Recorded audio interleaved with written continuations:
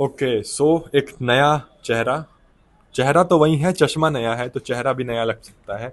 और ये वीडियो जो है इस चैनल पे मेरी तीसरी वीडियो है, और जैसा मैंने तुमसे बोला था कि हफ्ते में मैं 3 वीडियोस तो डाल दूंगा। पहली वीडियो बहुत ज़्यादा रैंडम थी।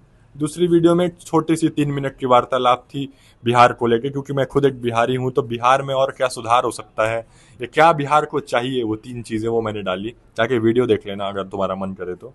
बाकी ये वीडियो पहली वीडियो की तरह रैंडम नहीं होगी। भले टी शर्ट सेम है और पर्सन सेम है, पर बातें सेम नहीं होंगी, थोड़ी सी चीज़ें अलग होंगी। तो चलो आज मैं अपने एक ऑब्जर्वेशन से बात करता हूँ। आज मेरा टेस्ट था कोचिंग में, मैं टेस्ट देने गया था। टेस्ट था इंडियन सोसाइटी का। मैं यूपीएससी एस्पिरेंट हूँ, तुम्हें बता रखा है मैंने। टेस्ट मैंने दिया, अच्छा टेस्ट दिया। मैंने उसमें एक पॉइंट लिखा, पिंक कॉलर जॉब्स, मतलब महिलाओं के संदर्भ में वो सवाल था। यार यहाँ पे बोलते हुए हिंदी पता नहीं कैसे बहुत अच्छी हो जाती है, बट कोई बात नहीं। तो महिलाओं के लिए सवाल था वो। तो उसमें मैंने पिंक कॉलर जॉब्स का एक पॉइंट लिखा। अब पिंक कॉलर जॉब समझो होता क्या है। देखो, पिंक इज मतलब एक स्टीरियोटाइप है ना कि पिंक महिलाओं का कलर है, महिलाओं को पसंद होगा वैसा। तो उसी से डिराइव होके वैसा ही कुछ स्टीरियोटाइप से ये जॉब्स का कॉन्सेप्ट आता है। पिंक कॉलर जॉब्स का सिंपल सा मतलब ये होता है कि पिंक कॉलर जॉब्स वो जॉब्स होती हैं जो जॉब सुनते आपके दिमाग में एक महिला का चित्र है। मतलब फॉर एग्जाम्पल अगर मैं बोलता हूँ नर्स, तो नर्स में तुम पुरुष नहीं सोच पाओगे। सोचने को तो सोच लो, पर महिला का चित्र दिमाग में आएगा। अगर मैं बोलता हूँ एयर हॉस्टेस, तो तुम्हारे दिमाग में कोई पुरुष नहीं आएगा, मतलब महिला ही पहले आएगी। अगर तुम्हें मैं बोलता हूँ कोई आंगनवाड़ी की टीचर, तो फीमेल आएगी। तो ऐसी जो भी जॉब्स होती हैं उस उन्हें कहते हैं पिंक कॉलर जॉब्स। ठीक है, अब देखो ये वीडियो बंद नहीं होगी, मतलब जो भी मैं कहीं गलत वलत भी बोलूंगा तो वो वीडियो ऐसे चलते रहेगी। टॉपिक पे वापस आते हैं। तो पिंक कॉलर जॉब्स ये होती हैं। तो मैंने उस टाइम तो हालांकि लिख दिया, फिर मैं जब आ रहा था वापस तो मैं इसके बारे में थोड़ा सोचा कि महिलाओं के कंटेक्स्ट में तो pink collar jobs is a true limitation. अब लिमिटेशन में क्यों बोल रहा हूं मैं समझाऊंगा, पर इस वीडियो का मुद्दा होने वाला है लिमिटेशन, यानी जो सोसाइटल लिमिटेशंस हैं या जो सबकॉन्शियस वे में हम लिमिट कर चुके हैं अपने आप को, उसके बारे में मैं कुछ अपने ओपिनियन साझा करूंगा जो मैं जैसे देखता हूं, मैं जैसे चीज़ों को समझ पाता हूं। ठीक है, तो चलो शुरू करते हैं। देखो कई जगह मैं रुक सकता हूँ, कुछ शब्द गलत हो सकते हैं, या पूरी वीडियो तो कम्प्लीटली मेरा ओपिनियन है। तुम ऑफेंड मत होना यार। ऑफेंड हो भी जाओगे तो बता देना, मुझे कुछ बुरा लगा मैं उसको सुधार करूंगा। पर ultimately this is my video, this is my channel, this is my opinion. Okay so let's start. I was saying कि लिमिटेशंस हर जगह हैं। अब जैसे मैं एग्जांपल देता हूँ एक 10वीं के बच्चे का। 10वीं तुमने कंप्लीट करी, तुम्हारे ठीक ठाक नंबर आए, तुम्हें 11वीं में आए। अभी 11वीं में आमतौर पे इंडियन पेरेंट्स कहते हैं कि यू हैव फुल फ्रीडम, जो करना है बेटा कर, जो करना है बेटी कर। अब बेटा और बेटी खुश कि भाई जो करना है वो करेंगे, पर क्या एक्चुअली में फ्रीडम है? तुम समझो, मेरी बात समझो। तुमसे मैंने कह दिया कि तुम्हें साइंस लेके इंजीनियर बनना है, बन जाओ। तुम्हें कॉमर्स लेके सीए बनना है, बन जाओ। मतलब और भी फील्ड्स हैं सब। तुम्हें ह्यूमैनिटीज लेके आईएएस बनना है, बन जाओ। बहुत सारी चीजें हैं। तुम सोचोगे यार एक मोमेंट के लिए, हाँ यार मैं स्ट्रीम तो कुछ भी ले सकता हूँ, पर व्हाट इफ यू से कि मुझे बनना है फुटबॉलर, मुझे बनना है क्रिकेटर। अब ये तो आउट ऑफ द लीग हो गया ना। सोसाइटी ऐसी ही काम करती है। सोसाइटी तुम्हें 10 ऑप्शंस देगी, बोलेगी लो 10 ऑप्शंस, तुम्हारे आंखों के सामने 10 चीजें रख देगी और बोलेगी ना कि तुम फ्री हो, तुम्हारे पास बहुत फ्रीडम है, तुम्हें बहुत फ्रीडम दिया गया है, चुन लो जो चुनना है। पर जब तुम इसे थोड़ा ऊपर बैठ के थोड़ा मैच्योरली सोचोगे ना, तो तुम सोचोगे कि अभी भी तुम बहुत ज्यादा लिमिटेड हो, अभी भी तुम कैद हो। तुम अभी भी उसी सर्कल में हो जिसमें 10 चीजें डाली गई हैं। तुम उस सर्कल से बाहर जाके कुछ नहीं सोच सकते, कोई डिसीजन नहीं ले सकते। तुम मेरी बात समझ रहे हो? अगर वही बच्चा जाके बोले कि मुझे क्रिकेटर बनना है या मुझे फुटबॉलर बनना है, you know the results bro. Parents will just deny. Deny के साथ दो चाटे भी पड़ जाएंगे, ओए होश में आ जा, पढ़। मतलब देखो बहुत सारे और फैक्टर्स होते हैं कि एक पेरेंट नहीं बना सकता किसी को एक्टर, क्रिकेटर, पैसे लगते हैं यार, नहीं होगा किसी पे, दैट्स ऑब्वियस थिंग। बट यहाँ पे हम कुछ बात उससे गहरी कर रहे हैं, हम वो सुपरफिशियल बात नहीं कर रहे हैं। हम समझ रहे हैं लिमिटेशंस को। Same goes for all of us. Like suppose कोई हर एक्शन, हमारे लाइफ का हर एक्शन उस लिमिटेड बाउंड्री में ही लिया जाता है, चाहे वो कॉन्शियस लेवल पे हो, चाहे वो सब कॉन्शियस लेवल पे हो। तुम सबकॉन्शियसली भी उस लिमिट से बाहर नहीं सोच सकते। जैसे फॉर एग्जाम्पल अगर मैं कहूँ कि ये स्केल जो है, इस स्केल को ऐसे करो या फिर ऐसे करो, यही दो ऑप्शन है तुम्हारे पे, तो तुम इन्हीं दोनों में से कुछ चुनोगे। तुम ऐसे करने का ट्राई भी नहीं करोगे। और तुम्हें पता है मजेदार बात क्या है? ओशो कहते हैं ना, ओशो को मैं काफी पढ़ता हूँ, तो ओशो कहते हैं एक बात कि जिसने रिस्क, मतलब आज के भाषा माफ करना, मतलब आज की भाषा में वो कहते हैं रिस्क।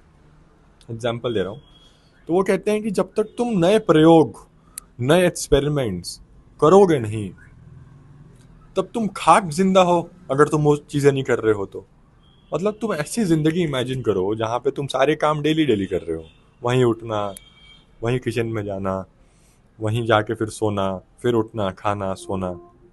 एक हद तक ठीक है, इसको डिनाई भी नहीं कर सकते कि हर दिन लाइफ आपकी एक बॉलीवुड मूवी की तरह नहीं चल रही होगी। बट यार कुछ चीज़ें हैं जो हमारे हाथ में होते हुए भी हम उन चीज़ों को खारिज कर देते हैं, डिनाई कर देते हैं, जस्ट बिकॉज कि हमारा माइंड इतना ज़्यादा मोनोटनस हो गया है ना, उतना ज़्यादा उस लिमिटेड बाउंड्री में रहने के यूज्ड टू हो गया है ना, कि हमें हर चीज़ वो स्टेबल चाहिए। हमें इंस्टेबिलिटी से नफरत है, हमें अपनी लाइफ में इंस्टेबिलिटी से नफरत है। मतलब हम घूमने जाएंगे तो हम बहुत सिक्योर्ड वे में जाएंगे कि हर चीज़ प्लान्ड हो, कुछ भी अनएक्सपेक्टेड नहीं चाहते हैं वहाँ पे हो। पर तुम्हें क्या लगता है कि कुछ अनएक्सपेक्टेड होगा, क्या खराब होगा वो? नहीं। अनटिल अनलेस तुम्हारी जान ना जा रही हो, कुछ भी अनएक्सपेक्टेड हो, तुम सोचो वो क्या लाइफ टाइम मतलब लाइफ टाइम की मेमोरी देगा वो तुम्हें। तो क्यों हम डर रहे हैं नई चीज़ों को करने से? क्यों हम उस लिमिटेड बाउंड्री में ही हैं? क्योंकि ये सोसाइटल वैल्यूज़ हैं। ये शुरुआत से तुम्हारे अंदर सीड बोया गया है, और ये वृक्ष का रूप ले चुका है। ये कभी भी बदलेगा नहीं, ये जो है वैसा ही रहने वाला है। तुम चाह के भी इसको बदल नहीं सकते। ये तो बहुत बेसिक सी चीज़ है। तो अब करें क्या? तो मैं यहाँ सॉल्यूशन बताने बैठा भी नहीं हूँ, पर मेरी बात समझो। जैसे मैं खुद भी इसका शिकार क्या बोले, पर मैं खुद भी इसी सर्कल में रहता हूँ, इस लिमिटेड सर्कल में। मैं आज चाहूँ तो मैं कुछ भी नहीं कर सकता हूँ। You are getting my point ना? ऑल्दो मेरे दिमाग में मन कर जाए, बहुत लोगों को तो मन भी नहीं करेगा। मन, सबकॉन्शियस माइंड, जो भी चेतना जिसको, जो भी चीज़ें हैं, वो सारी चीज़ें आपको ट्रेन ऐसे करी गई है ना शुरू से, कि वो लिमिटेड बाउंड्री के अंदर। तुम देखते हो चेस प्लेयर्स को, जैसे कोई भी चीज़ शुरुआत से मतलब करी जाए आपके साथ, तो वैसा हो जाता है। शुरुआत में ही देख लो, मतलब हर चीज़ डिफाइंड है यार, हर चीज़ डिफाइंड है। किसी एग्जाम्पल देता हूँ, जैसे छोटा सा सुपरस्टिशन, बिल्ली ने रास्ता काट दिया, तुम पार नहीं करोगे। अब ये बातें थोड़ी रैंडम हो सकती हैं, पर ले दे के सब एक डायरेक्शन में जा रही होंगी, लिमिटेशंस वाली चीज़ पे। तो बिल्ली ने रास्ता काट दिया, तुम पार नहीं करोगे रास्ता, जस्ट बिकॉज तुम्हारे साथ कभी कुछ बुरा नहीं हुआ बिल्ली के रास्ता काटने से। और तुम पार नहीं करोगे क्योंकि लोग नहीं करते, समाज नहीं करता, घर वाले नहीं करते, इसलिए तुम नहीं करोगे। तो अल्टीमेटली तुम वहीं स्टेबिलिटी और सिक्योरिटी ढूंढ रहे हो। मेरे से, मतलब मैंने यहाँ पे पाया एक छोटा सा एक्सपीरियंस है कि यहाँ सामने जो इसके बाहर रोड है, ठीक है, तो रोड पे बाइक वाले जाते हैं कुछ बहुत तेजी से। तो यहीं पे एक चौकी है छोटी सी पुलिस की, तो बाइक वाले जो जाते हैं साइलेंसर उनका बहुत तेज बजता है। तो पुलिस वालों से पूछा गया, मतलब छोटे पुलिस, 2 3 4 5 लोग रहते हैं बस, चौकी है छोटी सी। उससे पूछा गया कि आप डाक क्यों नहीं लगाते, आप इनके चालान वालान करवाओ, कुछ करो इनका। तो उन्होंने कहा कि क्या मतलब है इनके, तो शायद वो लोग जो बाइक चलाते हैं शायद वो होंगे आगे कोई बड़े लोग, सो कॉल्ड बड़े लोग। पुलिस भी कह रही है कि नहीं भाई, मतलब ठीक है, लेट इट बी, 2 मिनट तो बचता है, हो जाएगा, ठीक है, चले जाएंगे, अब नहीं आएंगे, ऐसी बात टालने के मोटिव से देसे। तो समझो, बात समझो, उसको भी स्टेबिलिटी चाहिए। सोचो, जो बंदा, इस देश की व्यवस्था ऐसी रही, जो बंदा अपने 4 5 साल लगा के एक सरकारी नौकरी पाया, तो मैं क्या लगता है वो एक्चुअली में समाज सुधार के लिए काम करेगा? देखो मैं जनरलाइज नहीं कर रहा, पर मैं 95% की बात कर रहा हूँ।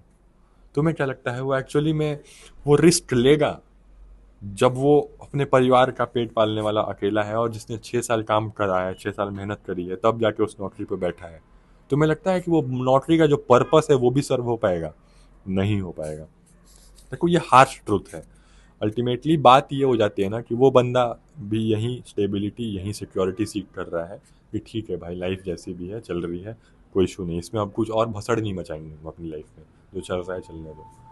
तो सॉल्यूशन यार देखो, मुझे लगता है ना कि सॉल्यूशन एक्सट्रीम नहीं है, मतलब सॉल्यूशन ऐसा नहीं है कि हर चीज़ों को मतलब नकार दो, हर चीज़ों को मानने से मना कर दो और बोलो कि अब तो मैं खुला सांड हूँ, अब मैं जो करना चाहूँ वो करूँगा। ये गलत बात है। देखो, द पॉइंट इज कि start taking some small steps, come out of the comfort zone, क्योंकि एक कंफर्ट जोन भी हम नहीं बना रखा है, तो उस कंफर्ट जोन से बाहर आने का प्रयास करो, उससे बाहर आओ, ट्राई करो। और ये होगा नहीं, इतनी जल्दी होगा नहीं। मतलब सपोज तुम्हारे कोई भी ऐसी चीज़ करो ना, कोई कहीं ट्रैवल करने निकल जाओ। मुझे लगता है ऐसे कि बहुत सारे फैमिली में ना, इंडियन सोसाइटी, हम मिडिल क्लास लोगों के फैमिली में ना, ये मैंने ऑब्जर्व किया है कि ट्रैवल भी उतना ज़्यादा आपको नहीं दिया जाता कि आप ट्रैवल करिए। लोग बड़े हो रहे होते हैं, जो चीज़ें भी हों, बड़े हो रहे होते हैं, और वो फिर मतलब नहीं दिया जाता उनको, वो अपॉर्चुनिटी भी नहीं दी जाती। तो you can start with that, save some money, go somewhere, जाओ घूम के आओ, नए एक्सपीरियंसेस गैदर करो, लोगों से इंटरेक्ट करो, बाहर जो लोग मिल रहे हैं ना उनकी हेल्प करो, उनसे इंटरेक्ट करो, उनके बारे में जानो। कोई ई रिक्शा वाला है तो सिर्फ ई रिक्शा पे बैठ के मत आ जाओ, कुछ नए एक्सपीरियंसेस लोगे ना जब, तो तुम्हें फील होगा कि नहीं यार कुछ चीज़ें ऐड हो रही हैं लाइफ में।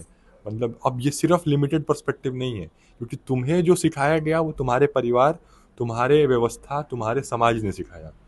सबका परिवार, सबका इन्वायरमेंट सेम नहीं है। उसके जो इन्वायरमेंट्स हैं शायद उसके लिए वो एक्शंस बहुत नॉर्मल हो करना, पर तुम्हारे लिए ना हो, तुम्हें और ज़्यादा सिक्योर रखा गया हो, उन्हें थोड़ा इन्वायरमेंट से एक्सपोज किया गया हो कि जाके लड़ो, मिट्टी में खेलो। कुछ फैमिलीज नहीं नहीं, मिट्टी में कैसे जा रहा है मेरा बच्चा, बात समझ रहे हो। तो जब इंटरेक्ट करोगे ना, तो ऐसे इंटरेक्शन से होगा क्या कि बहुत सारी चीज़ों का फ्यूजन होगा तुम्हारे अंदर, और फिर तुम समझ पाओगे कि नहीं यार, जो मैं सोचता आ रहा था कि ये व्यवस्था है, ऐसी चीज़ें होती हैं, वो होती नहीं है। वो तो हमारे लिए सिर्फ होती हैं, उन लोगों के लिए नहीं होती हैं। तब तुम्हें समझ आएगा कि जो सारे नॉर्म्स हैं ना, वो सब्जेक्टिव हैं, वो कुछ भी रिजिड नहीं है, कुछ भी एब्सोल्यूट नहीं है। और तब शायद तुम उस बबल, उस सर्कल से बाहर निकलने का सोचोगे, और जब सोचोगे तब छोटे छोटे एक्शंस लो, छोटी छोटी चीज़ों को नकारो जो तुम्हें लगती हैं कि इररेलेवेंट हैं और उसका उतना महत्व नहीं है तुम्हारी लाइफ में। अब जैसे मान लो छोटी सी कोई बात है, तुम्हारे पेरेंट्स ने कहा कि इसको ऐसे नहीं करना चाहिए, अब तुम जाके वहीं ऐसे कर दो, डजेंट मेक सेंस। ठीक है, उनकी बात मान लो, रिस्पेक्ट दे दो, नहीं करेंगे, ठीक है। पर कोई ऐसी बड़ी चीज हो जहां पे तुम्हें लगता है कि नहीं, यहाँ पे इंटरवीन करना जरूरी है, ये सारी चीजें तो ब्लाइंडली चली आ रही हैं, ये सारी चीजें तो दिक्कत है, ये सारी चीजें तो वो कंट्रोल का नेचर शो कर रही हैं, ये सारी चीजें तो आपको और लिमिट कर रही हैं, तब वहां पे अपनी आवाज रखो, अपनी बात को रखो और उन चीजों को खारिज करो। तो that's all for this video. मैं देवांश, लिमिट मत रहो, और लिमिटनेस से मतलब जो ये लिमिटेड इन्वायरमेंट, लिमिटेड सर्कल है ना, इससे निकलने का कोई ऐसा रोड मैप नहीं है ना मेरे पास, क्योंकि सब इसमें ट्रैप्ड हैं। तो कुछ हद तक छोटे छोटे एक्शंस, कुछ हद तक सब्जेक्टिविटी को समझो, subjectivity when you will understand the whole thing. That's all, that's all. Thank you for watching. मैं देवांश। आई होप क्या, मुझे लगता है वीडियो मैंने बहुत रैंडम सी है, पर ठीक है, anyway that's all. Thank you.